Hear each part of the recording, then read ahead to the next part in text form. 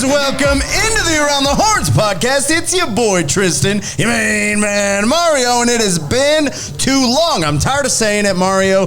Too many doggone road trips, because that means you and I are not here on Tuesday night hanging out at Brews Day Tuesday, but we are again, and I'm feeling pretty magical tonight with you, buddy. It is a magical night. We got so much to talk about. You know, we talked about it earlier off air, how we were kind of front loaded this early this season, and we had back-to-back podcasts, and we were feeling a little tired. It was wearing, but now we miss it, and we're glad to be back. We got so much to talk about.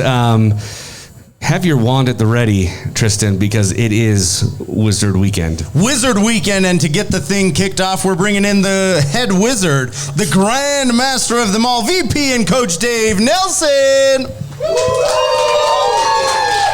You guys are good. I missed you, fellas. Yeah, we missed you too, Daveldore. Glad to have you back in here. Like I say, make sure you say wizard. With him, it's usually whizzer. Whizzer, yeah. Dave-O, excited to be talking with you, and you guys have to be pumped to be back at home. The road has been just brutal to you this year, and we're not going to talk a lot about last weekend, but I do have to point out the elephant in the room. Late in the season, this is a bit of an anomaly. We're quite a ways out. We're on the outside looking in right now, having to rally the troops.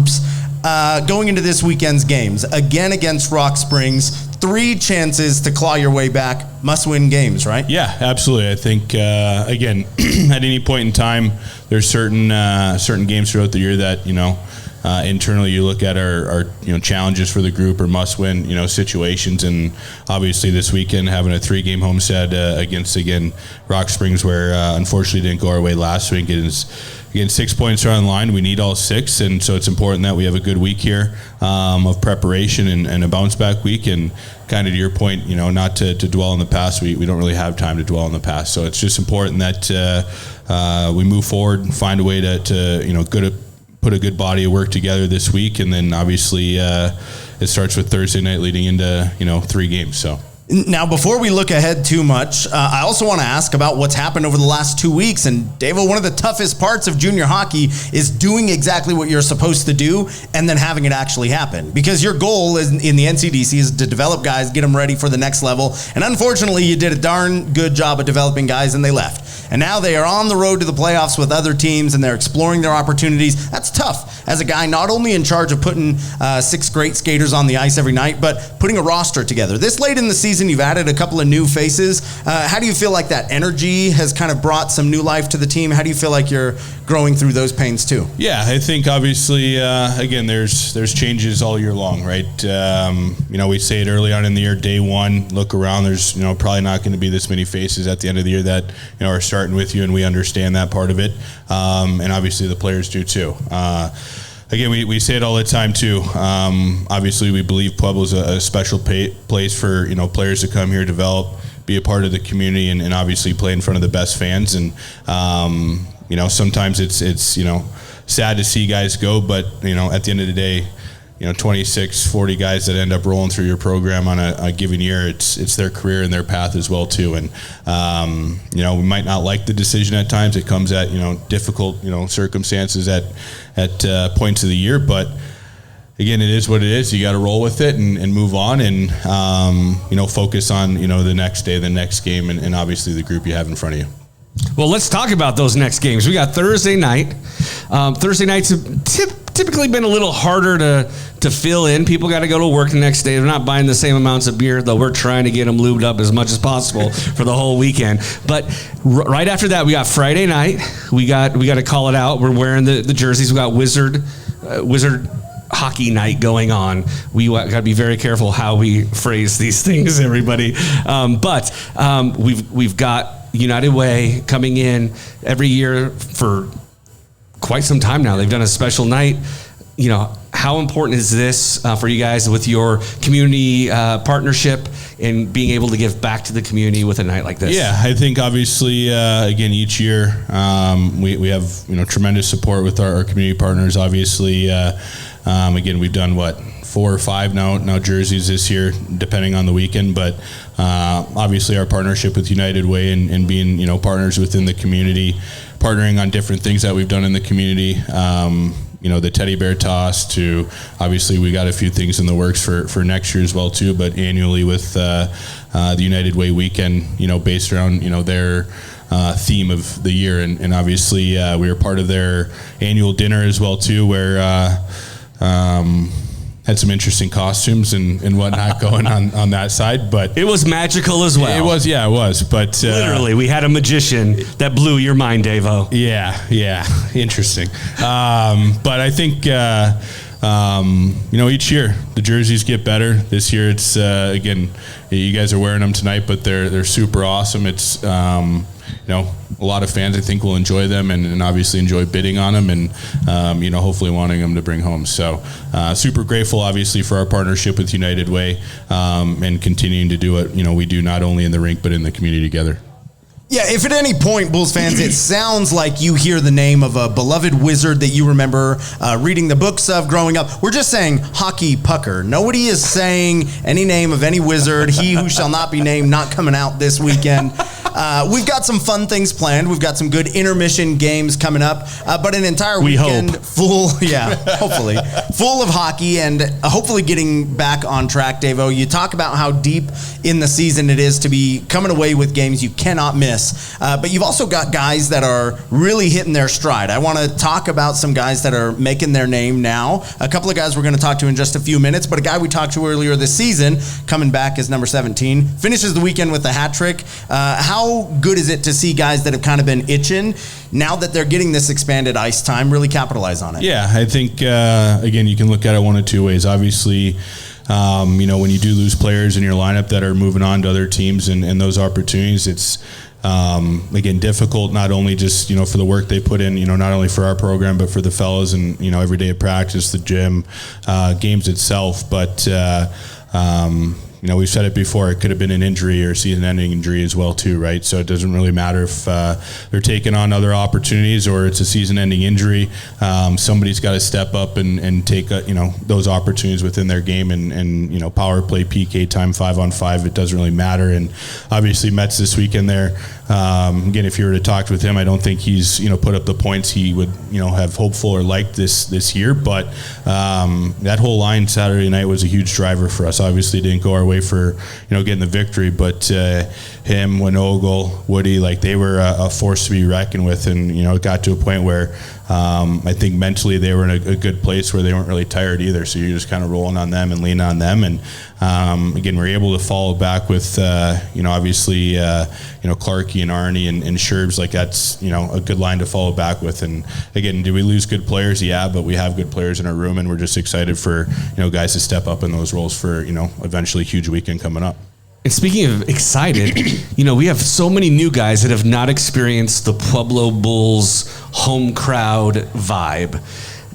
Is there ever a time, I'm sure the teammates, they're all talking in the locker room, telling them, kind of prepping them for what to expect, but is there ever a time from a coaching standpoint you guys worry that, they come from 20, 30, 40, maybe 100 fans max to coming to our barn here in Pueblo? Do you ever worry about it kind of freaking people out? Yeah, I don't know. I guess, it's always built up anticipation, I think for them, right? Again, you're talking about it. Again, you even see it here tonight, the fans that come out and support on the podcast or, the conversation you have, in the room, for these guys to prepare. They, I'm sure see it on video or, social media and all that stuff. But again, until you're in it, it's not quite the same. I was actually just talking the other day with a fan, about our rink compared to other rinks, and you're looking at Idaho's got 4,000 people, Ogden's got 1,500. Utah's just built a nice $40 million facility, but nothing does justice till you get 200 people standing up on the walkway, banging on the glass, and you're scoring. And probably one of my favorite things is all the boys seem to somehow find their way to you guys in the middle of the ice and really get the crowd going. So I don't know. I think I always go back to, honestly, year 1, 2, when, Milan was still around and guy couldn't even breathe because he'd never played in front of that many people before. So somebody's got to get their cherry popped every time. So, I think moving forward, it's just one of those things. It's, a great environment. We're super grateful and humble to have, the best fans in the league, regardless of, where we're at. Obviously, our goal is to fight and claw and compete every night. And, hopefully these guys are able to put a good show on for them. Well, we're going to look to spank the Miners this weekend, and at the risk of sounding too much like I am implicated in the Epstein files, Davo, I'm going to leave you out to enjoy yourself this weekend. Go grab yourself a bullpen lager. Bulls fans, give it up for our Period 1 guest, Dave Nelson! Davo, good stuff. We will chat with you later. Bulls fans, don't go anywhere. 2 new guests joining us on the official place for all things Pueblo Bulls hockey, the Around the Horns podcast. Bulls fans, welcome back to the Around the Horns podcast, period 2 time, and I am pumped. I'm excited. I'm trying to redeem myself after the Period 1 gaffe. Mario, I was not trying to put us in any redacted files, but we're getting back on track. We're hanging out, having a good time at Brews Day Tuesday, and excited to talk with a first-time guest on the podcast. It's not very often we get this late in the season and haven't talked to a guy, so we're making sure we're having a good time out here. Bulls fans, make him feel welcome. Our Period 2 guest, Aaron Arnold. Thank you guys for having me. Arnie, we're pumped to be talking with you, man. Obviously, you've been a force to be reckoned with on the ice all season. I'm not going to act like anybody out here tonight on Tuesday has not seen you before, but there might be some Bulls fans at home not knowing who you are off the ice. So before we talk about all the details, let's let them get to know you. Where did you come from? How did you find your way to Pueblo this season? I'm originally from Dallas, Texas. I was born in Connecticut, but I played most of my AAA in Sioux Falls, South Dakota. Before making the jump to juniors and spending some time in Corpus Christi as well as here. So, yeah. So pretty quick jump over. Obviously, the junior game, you got thrown right into it in Corpus Christi with another guy that we talked about earlier in Metzi. Yes. Was it nice being able to have him come in, ease some of those concerns? Because you weren't brand new, but you just came in right after all the guys that skated through the whole offseason program. Did that make the transition a little easier? Yeah, no, for sure. He was probably only 1 or 2 guys that I knew before coming here, and when I found out that he was coming back, I was actually pretty excited. But yeah, he's been nice to have. Metzger was probably very excited too. He was like, "Hey, let's go. We're back in Pueblo. Let's go. Come." Like that dude is high on life. Yeah, life. No, for sure. Or for anything sure. else that he finds in downtown Pueblo laying on the Riverwalk. Arnie, I also want to ask you about this year's team. Obviously, we talked with Davo in the first period. Lines have come and gone. Players have kind of changed through the last couple weeks, and none more than over the last 2 weeks. But it's given you an increased role on the ice. You're skating with some of the top line guys right now and really leaving your mark. How do you feel like the kind of switching up has maybe benefited your game? You're getting to show off a couple of skills that you weren't able to earlier in the year. Yeah, for sure. We've lost a lot of guys the last 2 weeks, and next guy up, right? I've got to play with a lot of good guys like Clarkey, Sherbs, and guys that are honestly really easy to play with. So that's nice. Do you have a guy that's become your favorite over the last couple of weeks? I like playing with Clarkey. He wins faceoffs, so it makes it pretty easy on the faceoff dot. But yeah. So you've been in Pueblo. We apologize. You should have been on here a lot sooner. Yeah. Right? On the pod. But that being said, what's your favorite thing about Pueblo? What is being here in town? You talked about being in Corpus. You talked about, you've been all over, but you're here in Pueblo. You're a stalwart now with this club. What does this community mean to you, and what have you taken away from it? I think my favorite part about this community is probably the people, to be honest. There's not a lot of places that you can go and play hockey and say you play hockey and people get excited. But here in Pueblo, it's obviously a small community, and you can tell a random person you play for the Pueblo Bulls, they'll be pretty excited. So I think that's pretty cool. And do you have a favorite place in Pueblo? Is there a place that you're like, that's my spot? Not really. Just your bedroom at your billet's house. Yeah. I hang out with the guys a lot. Cha, Torn, guys like that. So, I'm not really out too much, to be honest. We go to the gym a lot, but other than that, we're pretty much at the house. Yeah.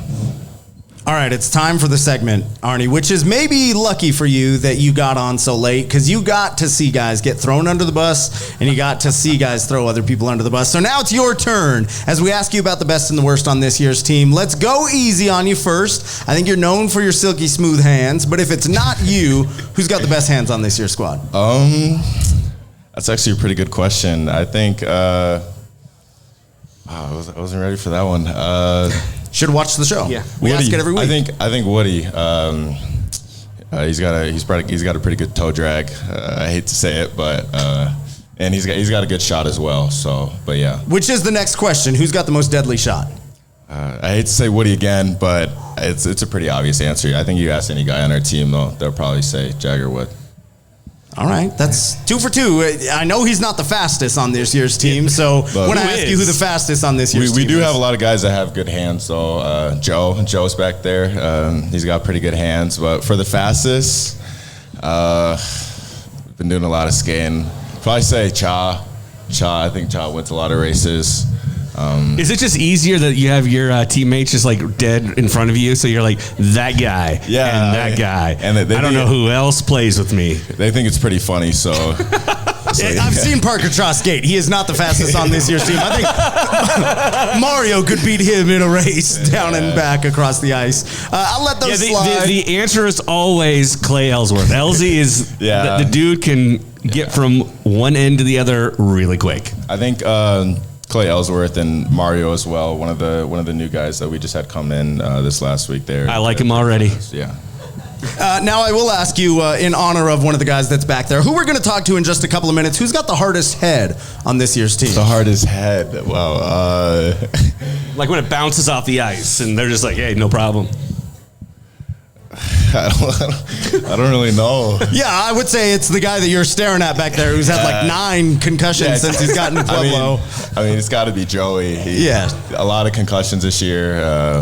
So, yeah, I mean, it has to be him. Yeah, and we'll say his name a couple of times, Joey, so when we ask him his name, he remembers Joey. Yes. We're helping him out. Yeah. This is really mutually beneficial for everyone, Arnie.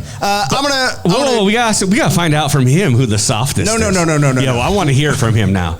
Because some people have rectified that situation. Sure. Softest D-man that you will go up against in practice every day. In practice or like just general, like just softest guy? Softest guy on the team. It's Evan Long. For sure. Whoa. For sure. He hasn't redeemed himself in your eyes. Like he's been throwing hands. He's tried, but it's just effort, maximum Someone effort. in here earlier just said Longer's looking huge in the gym, and I think it was Evan Long in a hoodie, and then he left. That's all. Who was that masked man? Oh man, that's definitely something he'd say for sure. Well, we didn't want to ask it because we kind of knew the answer, but we'll let you throw him under anyway.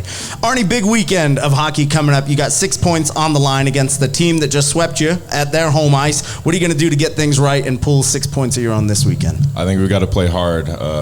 We got to play a physical game, and whenever we play physical against teams, it's hard for teams to keep up with us and play 5-on-5, so... That's easy. Get things right, get back to basics, and get loud this weekend, Bulls fans. Give it up for our Period 2 guest, Aaron Arnold. Good stuff. It's good. We should have had him on sooner. I'm telling you. I feel bad. Missed it. But it's time Dude's a pro. to keep things going here. We're coming up with a new Period 3 guest on the official place for all things Pueblo Bulls hockey, the Around the Horns podcast. Bulls fans, welcome back to the Around the Horns podcast, Period 3 time. And I am pumped to be chatting with the guy who may have been, to this point, correct me if I'm wrong, 6 seasons full of the podcast. In our 7th year, this might be the most excited player we've had to come on the podcast. Usually we're like prying him out of practice to come in. Joey's been hitting us up for a couple of weeks, Mario. Since he got here, he was sliding our DMs. He was like, I don't know about all that. When are you going to have your boy on? Come on. I want to be on there. I'm a star. But we kept him waiting for 3 weeks while we were on the road, Bulls fans, so he has earned the round of applause. Our Period 3 guest, Joey Wennogle. Yeah, thanks for finally having me. Yeah, we're excited to have you on, man. We have been pumped to have you in Pueblo the last few weeks. Obviously, you kind of went back where it all started a couple of weeks or a couple of months ago, but last week you were back in Rock Springs, and we'll talk about that in just a few minutes. But for Bulls fans that didn't see you when you were suiting up with the Miners, how else did your hockey career develop, and how eventually did you find your way to P-Town? Yeah, so I started playing in Littleton, Colorado. Played there until I was 14. My 15th year, I went to Tingsboro, Massachusetts, played a year out there, and then came back to Monument, so right up the road, and played my Rampage years there, and then started my junior career in Canada in the CCHL. Didn't quite work out there, then got the call from Rock Springs, came there, and now I'm here, so. Pretty nice little hop, skip, and the jump across to P-Town, and now you're playing with, I'm assuming, some guys that you grew up playing with. How many of the Colorado guys did you know before you came here? Oh, man, there was a good amount. I know a couple of them have left, but, I mean, I was playing against Clarkey and G and Taylor for a good 3-4 years, so it was nice getting here and, having someone that you already kind of knew or knew of and settle some of the beef that especially me and Clarkey had. We always used to go at each other's necks during when we were playing against each other, so it was pretty cool to get to see him. So how did you guys settle the beef? Did he just walk up to you in the locker room day, point at the sea, and say, "See you on the ice," or how did that settle out? Not quite. I mean, we had mutual friends, so we kind of, we knew each other, like, I guess, outside the rink too. But I remember my first day, he came up, shake my hand, and was like, "Pleasure to have you here, happy to have you here." So obviously a great guy, so. That's yeah, he's the one of the nicest guys out there. I can't see him having real beef with anyone. He's like, well, please forgive me. Yeah, the closest he has ever had is tofu with someone. That guy is not beefing with anybody. Although, I'll tell you who he beefs with, in case anyone wants to know. He has a fear of squirrels. Brody Clark, your captain, terrified of squirrels. And so he hates them. So if you ever want to mess with him, just wear a squirrel costume. He will not like that at all. Who has a squirrel costume, dude? That's wild. Everyone does. What are you talking about? Whatever. Joey, all right. You've been in Pueblo for a couple of weeks now, hanging out. We asked Arnie just a couple of minutes ago, what have you liked so much about the community since you've gotten here, and maybe what are some of your favorite spots to go hang out? Yeah, I mean, besides, our amazing fans and our sweet facility, I just love the food down here. I love Mexican food, whether it's, dinner, lunch, I love Mexican candy, Mexican snacks. So I've been around town a couple times to get some snacks and stuff like that. So I'm a bit of a junk food eater myself, but yeah. You have a favorite spot? I can't remember exactly where it's called, but they had really good, what's it called? It's the pork rinds. Oh yeah, chicharrones. Chicharrones, yeah. And I had, man, it was somewhere a little bit more south, but it was gas. It was bomb. All right, I'll turn you on to a little spot. Oz Tu Loco, 29th Street. You get the best Mexican sweets in Pueblo. Go check it out sometime. Oh, for sure. Shameless plug. Not even a sponsor of the Bulls. Just love that plug. Yeah. Come on now. So let me ask you this. So you played for the Miners. Mm-hmm. You know what Pueblo's all about.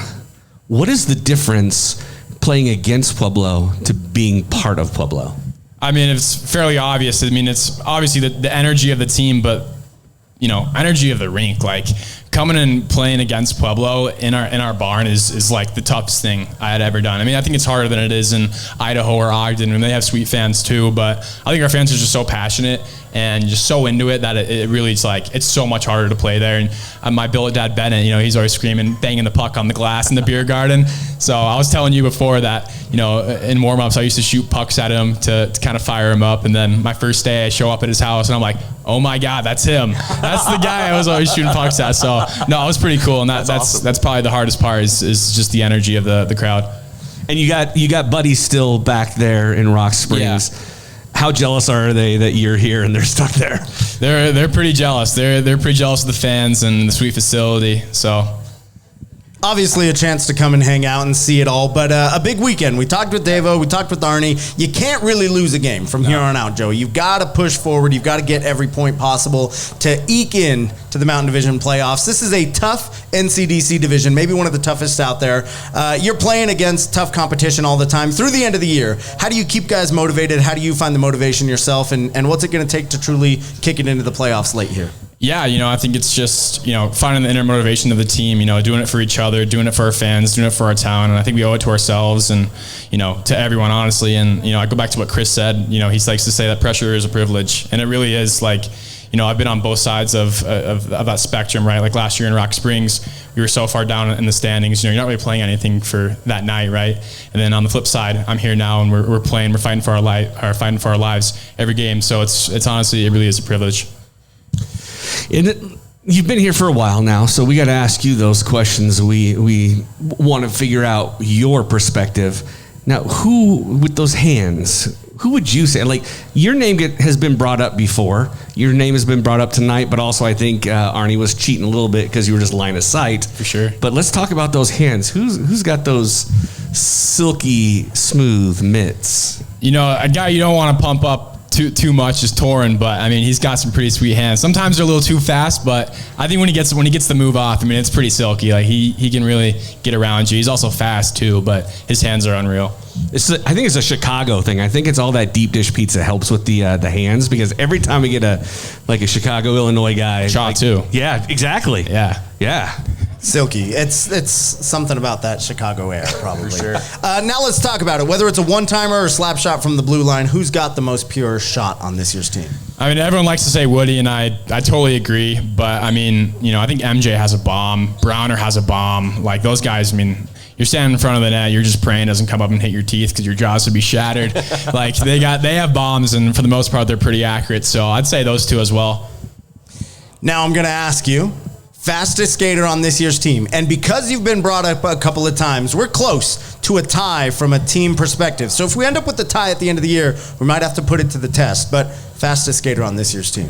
Yeah, I mean, it's a tough one for sure. But I got to say Jimmy can move those boots, man. He's fast. And obviously Clay's fast too. But I think that Jimmy's also just so smooth when he skates too, so it may not look like he's going so fast, but if you really pay attention, I mean, he's passing guys. We're paying attention all the time. When you see the line to the naked go eye, up and down, we're just looking for the Around the Horns Network logo right on back Jimmy's here. bum. If it's a sponsored player, but a lightning bolt out there.